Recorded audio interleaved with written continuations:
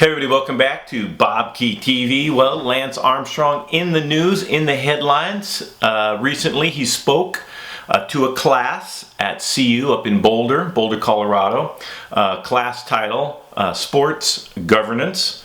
Lance was invited to come in and field some questions from the students. The talk went on for close to an hour and a half, but it's one comment about USADA, the ineffectiveness of USADA that has the Twitterati, especially the cycling Illuminati, a buzz about Lance's comments recently. So let's have a quick listen to that. I have a lot of thoughts about USADA. I think the organization is absolutely necessary.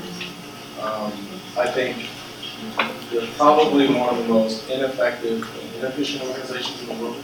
For the amount of money, and I'm not criticizing. It just is what it is. I'm not criticizing Travis or the organization.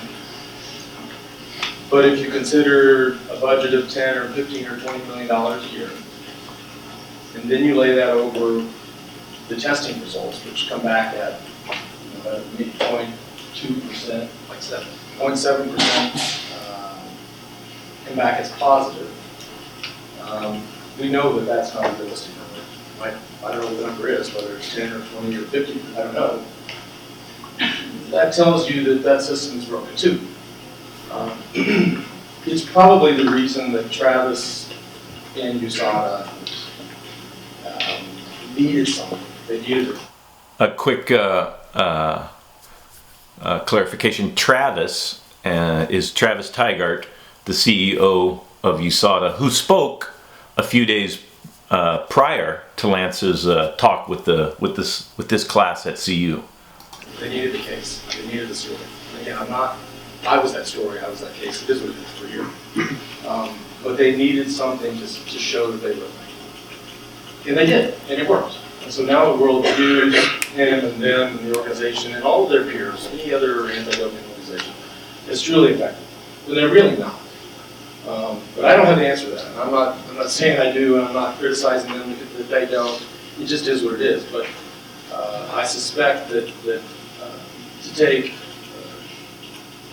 to take this case and this example and bring it out, and plenty of people would say, well, we had to bring this out. We had to do this. But to go back 10, 15 years to bring a marquee case was, I don't know. I don't know how anybody in this room would feel. I don't know how John Elway would feel if they went back and stripped him of his 99 Super Bowl title. You might think that was crazy, but that's exactly what happened. So, but if you have an organization that's struggling for credibility, and believe me, I mean, I was the complete dumbass that made it totally easy for them to do this. All right, so this is my fault. I mean, I did what I did. Our culture and our era did what we did. And I took it so much farther, and that's really the lesson for doing all this. To go back 20 years ago and question what a 25-year-old kid did in Europe when you showed up for a gunfight or a knife fight and everybody had guns, like, it was gnarly. But then once this ball started rolling and the success started, this wave started to get created, I was way too aggressive as a person. And so that's what enabled them to say, all right, this guy is way out of his rules, and we're going to make him say that. And that's what they did. And so that's kind of the way I view it. I don't know that answers the question. I think that was my view from my seat. I had a lot of thoughts.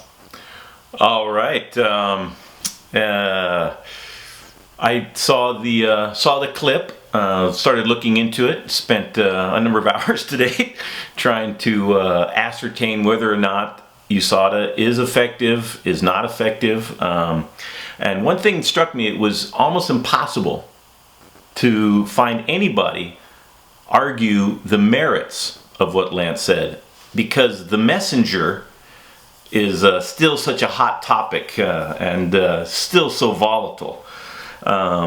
Be that as it may, my question is, will we ever be able to have a rational and open adult conversation about the effectiveness of USADA, how it relates not just to cycling but to all sports, our relationship with sports and our sporting heroes, And mainly, what can be learned from Lance's era?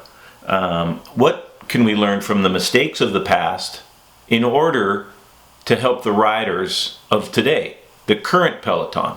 And that is something I'd like everybody to comment on, and I want to really reiterate my appreciation of your comments and subscriptions. And if you like these, please hit the thumbs up, and that'll enable me to keep doing them and keep an open and rational dialogue about all things pertaining to, even if it's rather tenuous, to cycling today. Thanks a lot, everybody, and I can't wait for the comments on this one. Bike racing might very well be the toughest, most unpredictable sport in the world, and here is why.